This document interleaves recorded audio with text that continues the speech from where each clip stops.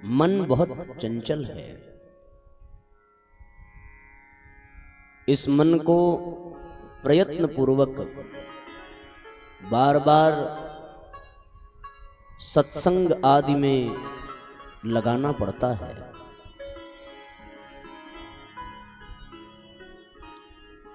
एक स्त्री नदी में अपने घड़े में जल भरने का प्रयत्न कर रही थी। स्वाभाविक है, जल को भरने के लिए घड़े को झुकना पड़ेगा। घड़े को झुकाया, नदी में डुबाया, घड़ा बाहर निकालती तो फिर उसका जल नदी में बह जाता। ये प्रक्रिया वो बार बार करती, बार बार घड़े को नदी में डुबाती, बार बार घड़े को बाहर निकालती और बार बार घड़ा फिर से खाली हो जाता। कारण केवल इतना था कि घड़े में कई छिद्र बने हुए थे। एक साधु दूर से उस स्त्री को यह कृत्य करते देख रहा था। कुछ देर के बाद वो उस महिला के पास आए और कहने लगे, पुत्री क्या कर रही हो? उसने कहा, इस घड़े में जल भरने का प्रयत्न कर रही हूं। बोले, तुम्हें पता तो है कि घड़े में छिद्र है, इसमें जल कभी भरा नहीं जा सकता। उस स्त्री ने कहा कि यदि ये घड़ा ढीठ है तो मैं इससे भी ज्यादा जिद्दी हूं। ये लाख प्रयत्न कर ले, मैं भी अंत तक प्रयत्न करूंगी इसमें जल भरने का। आप कृपया उपदेश मत दीजिए, यदि कोई उपाय बता सकें तो बताइए। विचारणीय है। और सच में जो जिद्दी स्वभाव का हो उसके सामने उपदेश बिल्कुल काम नहीं करता, उपाय ही काम करता है। तो वहां पर उसने उपाय पूछा। अब ये असंभव जैसी स्थिति है कि घड़ा नदी से बाहर निकलेगा और उसमें यदि छेद है तो उसका सारा जल तो बह जाएगा। साधु ने कहा कि एक उपाय है। बोले, बताओ क्या उपाय है? उपाय बताया कि तुम घड़ा फिर से नदी में डालो। डाल दिया, उसमें जल भरो, भर दिया। और जल भरने के बाद साधु ने कहा कि अब इस घड़े को इसी में छोड़ दो। तो इस घड़े से जल बाहर नहीं निकलेगा, तुम्हारी जिद भी पूरी हो जाएगी और ये घड़े के छेद से कोई नुकसान भी नहीं होगा।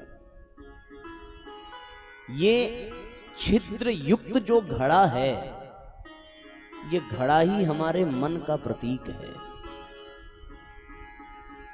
मन जिन इंद्रियों का स्वामी है, उन इंद्रियों में भी बहुत सारे छिद्र हैं। और जब भी कहीं सत्संग में, भगवान के भजन में, स्वाध्याय में इस मन रूपी छिद्र वाले घड़े को हम डुबाते हैं, जब तक डूबा रहता है तब तक ये लाभान्वित रहता है। लेकिन जैसे ही ये मन उससे बाहर निकलता है, इसके छिद्रों से सारे ज्ञान का रस बाहर निकल जाता है। मन फिर से ठूंठ का ठूंठ ही रह जाता है। इसलिए इस छिद्र युक्त मन रूपी घड़े में सदैव भगवान का रस भरा रहे, भक्ति का रस भरा रहे। उसका एक ही उपाय है कि इसको सत्संग के सरोवर में निरंतर डुबा करके रखा जाए। जब तक उसमें डूबा रहेगा तब तक ये भरा रहेगा, और जैसे ही बाहर निकलेगा वैसे ही ये फिर से रिक्त हो जाएगा।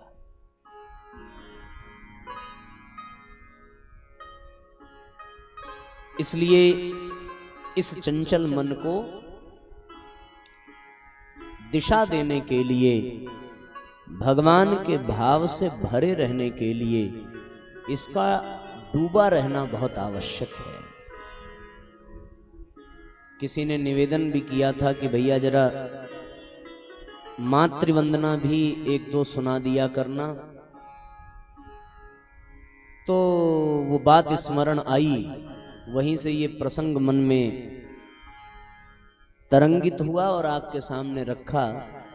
तो यहीं से श्रृंखला प्रारंभ करें आज की, और माँ से प्रार्थना कर लें कि ये मन बड़ा चंचल है, पूजन में नहीं लगता, समझाएं इसे जितना उतना ही मचल जाए। माता तेरे चरणों में स्थान जो मिल जाए, माता तेरे चरणों में स्थान जो मिल जाए, मैया तेरे चरणों में, माता तेरे चरणों में स्थान जो मिल जाए, मैया तेरे चरणों में स्थान जो मिल जाए,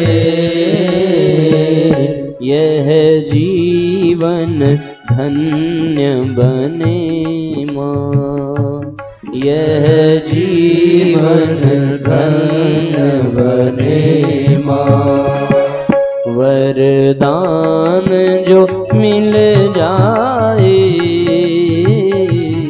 माता तेरे चरणों में।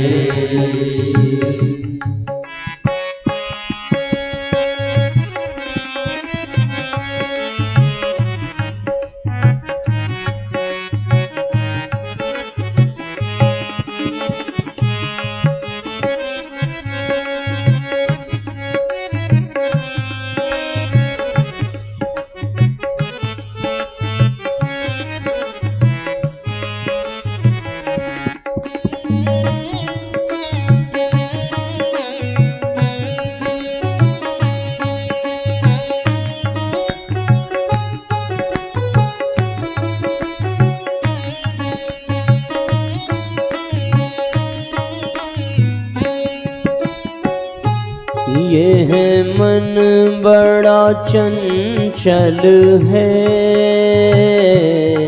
पूजन में नहीं लगता, यह मन बड़ा चंचल है, पूजन में नहीं लगता, यह इतना भोला है माँ, संसार इसे ठगता, यह इतना भोला है माँ, संसार इसे ठगता, संसार इसे ठगता, समझाएं इसे जितना, समझाएं इसे जितना, उतना ही मचल जाए, माता तेरे चरणों में।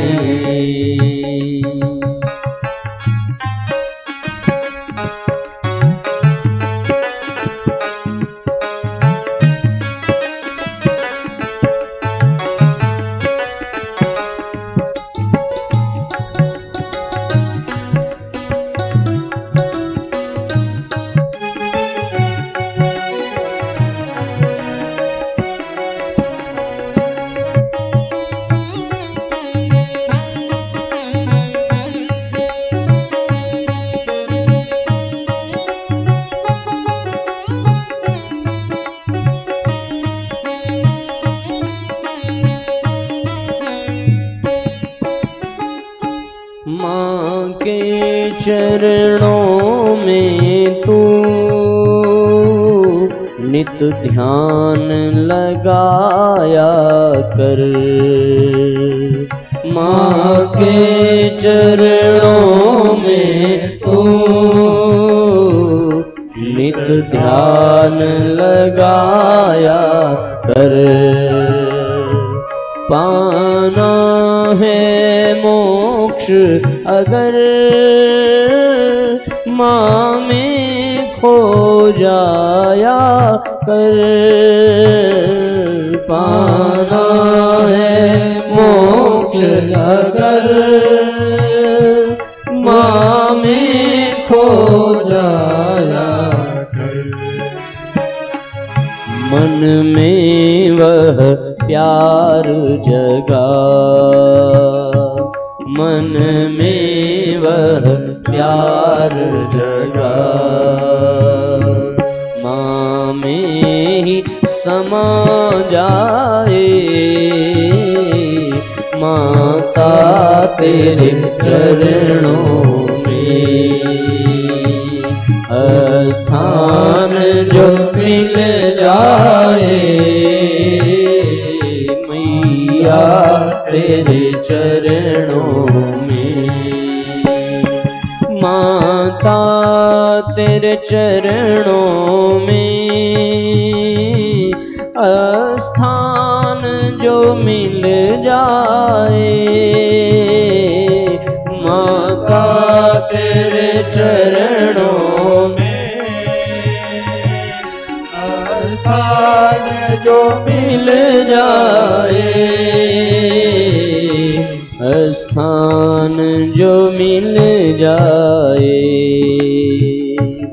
यह जीवन धन्य बने माँ, वरदान जो मिल जाए, माता तेरे चरणों में। मैया तेरे चरणों में, माता तेरे चरणों में,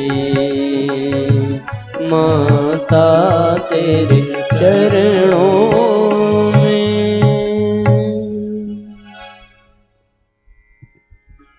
बोलिए गायत्री माता की जय, बोलिए गंगा मैया की जय।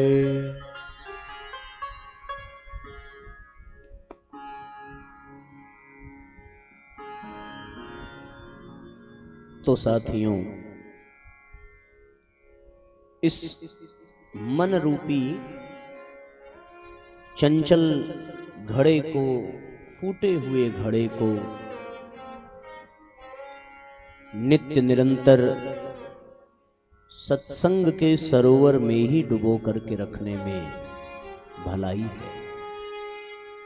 ऐसा करने से ये मन सदैव भगवान के चिंतन में, भगवान के भजन में, भगवान के गुणों में निमग्न रहेगा।